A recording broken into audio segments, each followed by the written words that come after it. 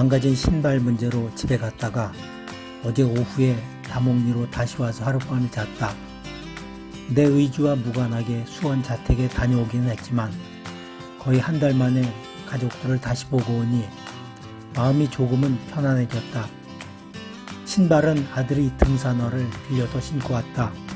아들의 등산화는 2015년 나와 두 여동생 그리고 내 아들 등 총 4명이 2주간 300여 킬로미터를 다녀온 제주도 올레길 걷기 여행을 위해 내가 아들에게 사주었던 것이었는데 그 후에는 거의 사용하지 않아 아직도 거의 새 것이나 다름없었다. 나의 예비용 신발도 있었지만 막상 갈아 신으려고 보니 밑창이 거의 다 닳아 있어서 이번에 망가진 전국 걷기 여행 전용 신발과 함께 아웃도어 매장에 수선을 맡겼다. 망가진 신발은 그동안 충분히 본전을 빼고도 남을 만큼 사용하여 역할을 다해서 버리는 것도 생각해 보았지만 5,000km도 훨씬 넘는 전국 방방곡곡을 나와 함께 하면서 고락을 나는 정을 생각하여 고쳐서 영구 보관하기로 했다. 아웃도어 매장에는 혹시라도 가죽이 일부 찢어져 있는 등 너무 망가져서 수리가 불가능하더라도 기념으로 소장할 예정이니 최대한 고쳐달라고 특별히 부탁했다.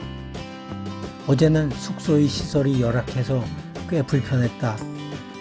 방에 침구와 각종 집기류는 지저분한 상태로 방치되어 있었고 화장실에는 쓰레기통과 청소도구, 오래된 비누 쪼가리와 쓰다 남은 치약들이 놓여 있었다. 심지어 슬리퍼는 어디서 주워온 듯한 짝짝이었는데 그나마 난방이 제대로 가동되어 밤새 잘 잔 것이 유일한 위안이었다. 아마도 주요 고객이 군에 간 아들을 보러 오는 가족들이라 다시 볼 일이 거의 없다 보니 최소한의 시설만 갖춘 채로 적당히 운영하고 있는 것 같았는데 군인들이 주민의 대다수를 차지하는 강원도 전방 시골 지역에서 공통적으로 나타나는 문제점으로 개선이 필요해 보였다.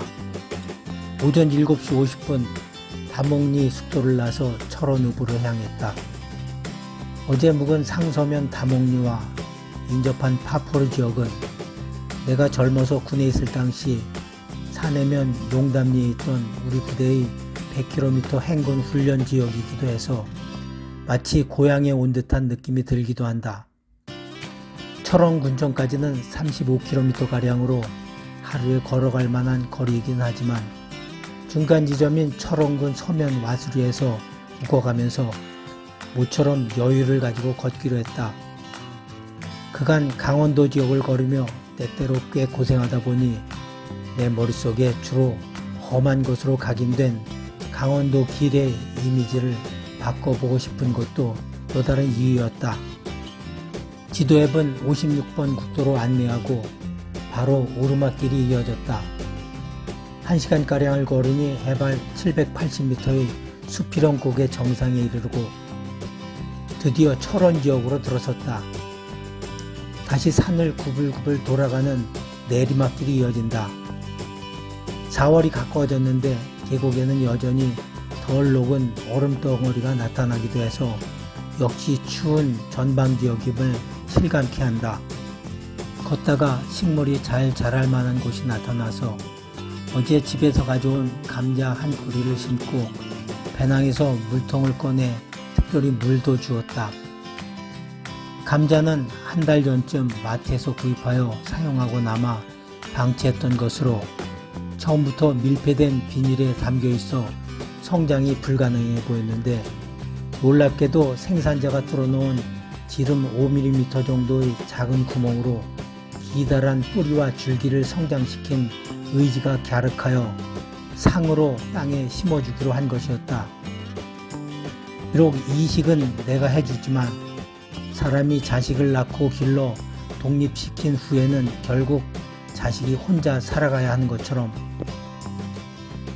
더 이상의 생육과 번식도 감자 스스로의 몫이 될 것이다. 전방 지역에는 군 부대가 정말 많이 나타난다. 어느 부대 앞에서 멸북 통일 이라고 돌에 새겨놓은 글씨가 눈에 들어왔다. 아마도 남과 북이 첨예하게 대립했던 시절 어느 지휘관 지시로 새겨놓았을 것 같았는데 우리가 멸해야 할 대상은 북한 주민이나 동포가 아니니 시대 조류에 맞게 적절한 용어로 대체해야 할 것 같다는 생각이 들었다. 차라리 멸공이라면 이해가 되겠는데 멸북이라니. 근남면 6단리 마을을 지나고 나니 지금까지 험한 강원도 산길 분위기와는 다른 평야지대가 많이 보인다. 어느덧 서면 와수리에 들어섰다. 인근에서 점심 식사를 하고 숙소에 입실하니 오후 1시였다.